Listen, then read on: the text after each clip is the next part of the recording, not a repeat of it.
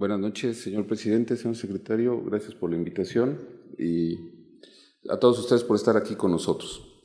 Vamos a empezar a hablar un poco de la endoscopía terapéutica, cuáles son sus alcances y sobre todo en un tema que empezamos a manejar en el tratamiento endoscópico del divertículo de Zenker. Friedrich Albert von Zenker, alemán, patólogo, fue el que le dio el nombre cuando escribió 28 casos a esta patología. Sin embargo, anteriormente en 1700 ya lo habían descrito, sin embargo no se le había tomado mucha importancia. Pero aparte de lo interesante de este señor es que trabajó arduamente y reconoció varias enfermedades que, aunque no se llevan su nombre, son muy importantes, pero se le reconoce más por el divertículo de Zenker. ¿Qué es el divertículo de Zenker? Es la formación de un pseudodivertículo en la cara posterior de la hipofaringe. Está, sobre todo, su patología, como vamos a abordar más adelante, dada por el músculo cricofaringio, pero dentro de la formación de esta zona anatómica contribuye el constrictor de la faringe junto con la unión del cricofaringio en esta zona triangular que se conoce como triángulo de Killian, y es ahí donde se forma este divertículo, son sus relaciones anatómicas. Dentro de la fisiopatología tenemos que haya un aumento del tono del cricofaringio, que es lo que se considera como el mayor evento fisiopatológico, con una disminución de la relajación de los músculos de la hipofaringe, y hay un aumento del tono del esfínter esofágico superior que se considera como el cricofaringio. En algunas publicaciones también está considerado a la enfermedad esofágica por reflujo como un concomitante coadyuvante en la patogenia de esta enfermedad, sobre todo cuando ya hay cronicidad de la enfermedad porque hay acortamiento del esófago, y esto podría estar contribuyendo a la formación de esta patología. Es más frecuente en personas de la tercera edad, sobre todo del sexo masculino, y se presenta del lado derecho, aunque su abordaje quirúrgico normalmente se hace del lado izquierdo por cuestiones anatómicas y técnicas de la técnica quirúrgica para tratar este divertículo. Su incidencia son 2 casos por 100,000 habitantes. Realmente es muy raro poder ver nosotros a muchos pacientes de estos y sobre todo que lleguen a presentar sintomatología. ¿Cuáles son sus manifestaciones clínicas? La más importante es la disfagia, pero muchos pacientes acuden antes por halitosis o tienen regurgitaciones o tienen fenómenos de neumonía por broncoaspiración, tos, y a la larga finalmente llegan a presentar baja de peso y una desnutrición muy importante. Sobre todo son pacientes que, si estamos hablando que se encuentran en la tercera década de la vida, tienen muchas comorbilidades asociadas y lo que nos dificulta su tratamiento específico de estos pacientes. El diagnóstico, bueno, pues el diagnóstico se hace a través de un esofagograma varitado, pero también lo podemos hacer a través de endoscopía. La única cuestión es que tenemos que ser muy cautos en el momento de hacer el estudio de endoscopía, porque fácilmente podemos caer si no sabemos que este paciente pudiera cursar con un divertículo de Zenker y poder perforar al paciente. Vean ustedes el tamaño de este divertículo y vean esta guía hidrofílica que se está yendo por la luz del esófago. Si lo comparamos con el tamaño del divertículo, pues es mucho más fácil poder caer en el divertículo y poderlo perforar. Se considera que la miotomía del músculo cricofaringio debe estar contemplada dentro del tratamiento en cualquiera de todas sus variantes en el tratamiento de esta enfermedad. Algunas de las opciones quirúrgicas, pues la extirpación y cricomiotomía sin extirpación, diverticulopexia y cricomiotomía, invaginación y cricomiotomía. Pero pues todo esto son pacientes, como ya les dije, de avanzada edad, con comorbilidades asociadas. El paciente tiene que permanecer hospitalizado durante algún tiempo y sobre todo que después del procedimiento tenemos que dejar en ayuno mucho tiempo al paciente para poderlo hacer, más las complicaciones que pueda llegar a tener la propia cirugía. infecciones de la herida, fístula salival, todas las que se han reportado en este sentido, inclusive la formación de nuevo del divertículo. En 1917 Mosher describe la primera miotomía transoral endoscópica, pero el problema es que tuvo una complicación muy seria y este paciente falleció por una mediastinitis muy severa. En los años 60, Tolman y Matson utilizaron endoscopios rígidos y electrocoagulación. Posterior a ello se publicaron con este manejo muchas series de casos sin reportar complicaciones serias. Más o menos actualmente lo que se utiliza es un tratamiento combinado, cirugía quirúrgico endoscópico con LigaSure o endoscopio armónico, pero finalmente el paciente tiene que ser intubado, tiene que llevarse a quirófano y es a través de esta situación, y como van a ver ustedes, se tiene que hacer la diverticulectomía como a larga distancia. No estamos tan cerca de los tejidos que vamos a trabajar con ellos con este tipo de abordajes. Inclusive se han utilizado engrapadoras guía para hacerle la miotomía al divertículo. Como vieron, el desarrollo de endoscopios flexibles nos ha permitido que se desarrollen técnicas endoscópicas para el tratamiento de esta patología. Simultáneamente, dos grupos importantes, un brasileño y otro holandés, el doctor Ishoka en Brasil y el doctor Mulder en Holanda, empezaron a tratar estos divertículos bajo tratamiento por endoscopía flexible y electrocauterio. Sakai hizo alguna modificación, es del mismo grupo que del doctor Ishoka, se considera dentro de los pioneros en el tratamiento de esto. Usó un capuchón para mejorar la visibilidad y la separación del tabique, y se han venido dando varios cambios en el tratamiento de estas situaciones. Ebrard mejoró la visualización con un diverticuloscopio. El grupo de Bélgica, Dillman, desarrollaron otro dispositivo en la clínica Mayo para el tratamiento, que es un sobretubo con un filamento de electrocauterio. Y finalmente, dentro de las modificaciones que se le han hecho a la técnica endoscópica, Tang y Lara reportaron el uso de clips para prevenir hemorragia y perforación. Este es el diverticuloscopio, este es el aditamento o el capuchón que se le utiliza para tratar con la punta y separarlo, y este es el filamento de electrocauterio para la modificación del tratamiento. Empezamos a hacer esto con la técnica del doctor Sakai del capuchón, y vean ustedes que aquí estamos haciendo la diverticulectomía con ASA. Y finalmente también hemos utilizado para prevenir esto el uso del clip. Aquí está puesto un clip ya en el divertículo septado. Y bueno, hemos hecho varios procedimientos de estos que les vamos a mostrar a continuación. Entonces, es una técnica que se hace después de mucho tiempo que hemos entrenado dentro de la sala de endoscopía, con el paciente sin intubación, solamente con el diverticuloscopio. Aquí vemos cómo estamos introduciendo el endoscopio, suave, muy gentil, para no perforarlo. Y vean que este divertículo, en especial traje esta película porque vean que dentro del divertículo tiene otros pseudodivertículos, y el paciente tenía el antecedente de un evento de hemorragia de tubo digestivo alto por la presencia de una úlcera dentro del divertículo. A veces es frecuente que los pacientes consuman medicamentos y los medicamentos se quedan dentro del divertículo y pues actúan ya como cáusticos. Vean cómo a veces nos cuesta hasta trabajo poder localizar y pasar hacia el esófago. Aquí ya estamos en esófago. Este paciente aparte tiene una gran hernia yatal con una esofagitis, que aparte podemos estar diciendo que pudiera estar relacionado este padecimiento con el reflujo. Algunas erosiones inclusive tenía el paciente. Posteriormente lo que hacemos es colocamos una guía hidrofílica, ahí se ve la gran hernia yatal, el yato totalmente abierto. Pasamos una guía hidrofílica con solamente el objetivo de marcarnos los dos caminos que debemos de tener para colocar el diverticuloscopio. Aquí estamos haciendo ya la colocación de la guía. Ahí ven cómo llega la guía hidrofílica y empezamos a sacar el endoscopio. Sobre todo esto nos permite también visualizar otro tipo de patologías que podríamos estar encontrando en el paciente.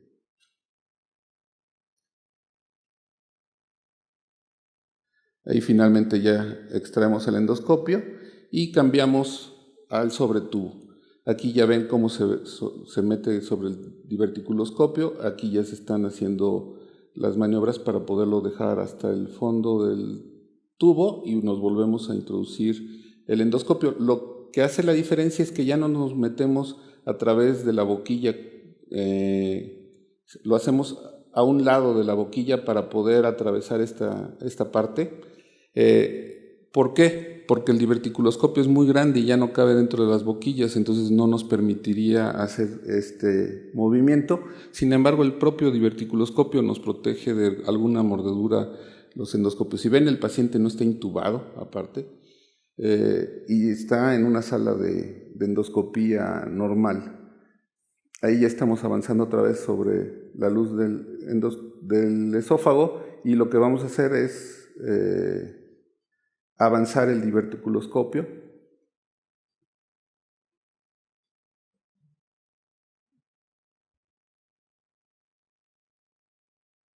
Ahí estamos avanzando ya el diverticuloscopio. A veces no es fácil vencer la presión del cricofaringio para colocar este aditamento, nos cuesta un poco de trabajo, pero en la mayoría de las ocasiones con un poquito de maña se puede llegar a colocar adecuadamente el diverticuloscopio.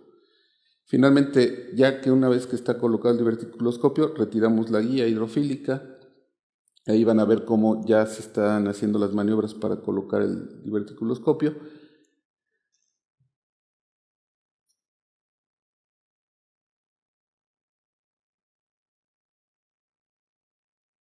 Ahí ya quedó colocado el diverticuloscopio. Lo único que hacemos es reacomodar un poquito para que nos permita ver adecuadamente el tabique y poder empezar a hacer los cortes en forma adecuada. Ahí ya estamos retirando la guía. Usamos unidades electroquirúrgicas convencionales, en este caso es un Herbe 300. Normalmente utilizamos corrientes de corte exclusivamente, entre 60 y 80 watts, dependiendo del tamaño del tabique, podemos decidir a cuánto lo vamos a cortar. Y en ocasiones podemos utilizar corte coagulación que ya vienen en los equipos previamente seleccionados, y podemos hacer una mezcla de corte coagulación para tratar de prevenir también la posible hemorragia. La verdad es que nos sangran poco. Trajimos también este caso porque fue uno de los que sangró un poquitito más de lo normal, pero vamos, nada ahí. Ahí empezamos a hacer el corte del septum del tabique.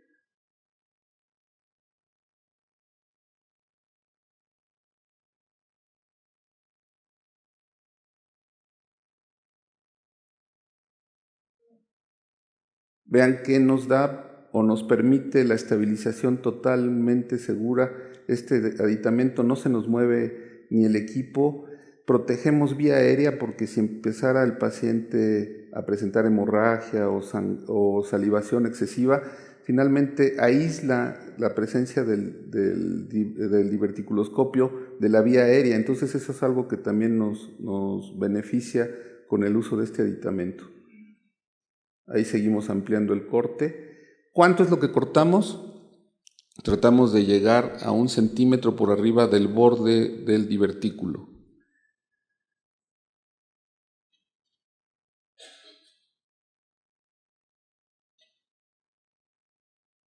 La verdad es que las primeras veces que lo hacemos, cuando vemos esos hoyos, sí pensamos que ya el paciente está crepitando por todos lados, que es una de las complicaciones que se nos pueden llegar a presentar. Pero en general es muy seguro el procedimiento.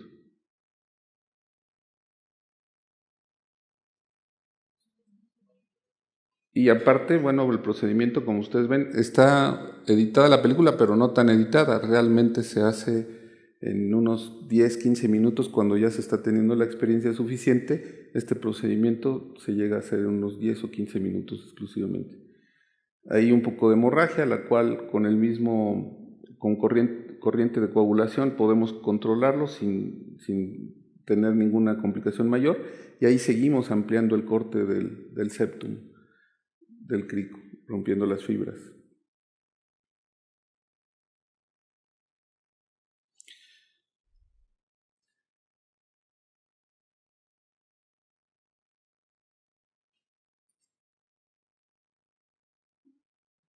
Bueno, esta es la serie que se ha publicado más grande con la utilización del sobretubo del grupo del doctor De Vier en Bélgica, que fueron los que desarrollaron este aditamento. Y vean aquí la resolución de la disfagia en diferentes fases de tiempo, a largo tiempo, a corto tiempo, a largo tiempo, antes de haber empezado a tener, de hacer el procedimiento. Y vean el éxito terapéutico que se ha tenido con esto. Sobre todo también los síntomas, la regurgitación, cómo mejoró a largo tiempo o antes del tratamiento los pacientes que tenían en una serie de 150 casos que ellos tienen, con aspiraciones en 14 de los pacientes, solamente después a largo tiempo 2, carraspeo crónico 42, neumonías 1 solamente, pérdida de peso, prácticamente todos ya no tenían pérdida de peso, dolor retroesternal, halitosis mejoraron, cialorrea, odinofagia, disfonía, todos los síntomas mejoraron en los pacientes que fueron tratados de esta serie. De estos 150 pacientes, el éxito terapéutico ha sido por más de 90 meses, ha habido 31 recurrencias, 8 no requirieron retratamiento, 23 se llevaron a un segundo tratamiento, de estos 5 presentaron recurrencia y 5 retratamientos, y de estos 18 presentaron o están libres de síntomas, 4 persisten sin síntomas y 1 persistió de toda esta serie de 150 con síntomas a largo plazo. Nosotros hasta el momento hemos realizado 23 procedimientos de diverticulectomía, 14 de ellos con la técnica del capuchón, 9 con sobretubo. La complicación más seria de toda esta serie que tenemos es un paciente que solamente presentó enfisema y para colmo era enfermera y de nuestro hospital y recomendada, la que tenía que suceder de todas. Y solamente con ayuno y colocación de sonda nasogástrica la paciente resolvió su complicación. 3 de los pacientes con capuchón han reincidido en su sintomatología, 1 de los tratados con sobretubo, 1 fue llevado a cirugía, pero era una persona de 1,95, 54 años de edad, y era un tabique que parecía cirlón, no parecía músculo cricofaringio. 3 los hemos dado retratamiento por endoscopía y los últimos 6 casos totalmente en forma ambulatoria con ayuno de 12 horas posterior al procedimiento. Ya podemos reiniciar la ingesta de los alimentos. Concluimos que entonces el tratamiento endoscópico del divertículo de Zenker es eficaz para mejorar los síntomas de los pacientes, hasta el momento para nosotros es seguro y sin una morbimortalidad elevada y puede ser llevado a cabo en una forma ambulatoria. Muchísimas gracias. Reconoció varias enfermedades que, aunque no se llevan su nombre, son muy importantes, pero se les reconoce más por el divertículo de Zenker. ¿Qué es el divertículo de Zenker? Es la formación de un pseudodivertículo en la cara posterior de la hipofaringe. Está, sobre todo, su patología, como vamos a abordar más adelante, dada por... Buenas noches, señor presidente, señor secretario, gracias por la invitación y a todos ustedes por estar aquí con nosotros. Vamos a empezar a hablar un poco de la endoscopía terapéutica, cuáles son sus alcances y sobre todo en un tema que empezamos a manejar en el tratamiento endoscópico del divertículo de Zenker. Friedrich Albert von Zenker, el músculo cricofaringio, pero dentro de la formación de esta zona anatómica contribuye el constrictor de la faringe junto con la unión del cricofaringio en esta zona triangular que se conoce como triángulo de Killian, y es ahí donde se forma este divertículo, son sus relaciones anatómicas. Dentro de la fisiopatología tenemos que haya un aumento del tono del cricofaringio, que es lo que se considera como el mayor evento fisiopatológico, con una disminución de la relajación de los músculos de la hipofaringe, y hay un aumento del tono del esfínter esofágico superior que se considera como el cricofaringio. En algunas publicaciones también está considerado a la enfermedad esofágica por reflujo como un concomitante coadyuvante en la alemán, patólogo, fue el que le dio el nombre cuando describió 28 casos a esta patología. Sin embargo, anteriormente en 1700 ya lo habían descrito, sin embargo no se le había tomado mucha importancia. Pero aparte de lo interesante de este señor es que trabajó arduamente y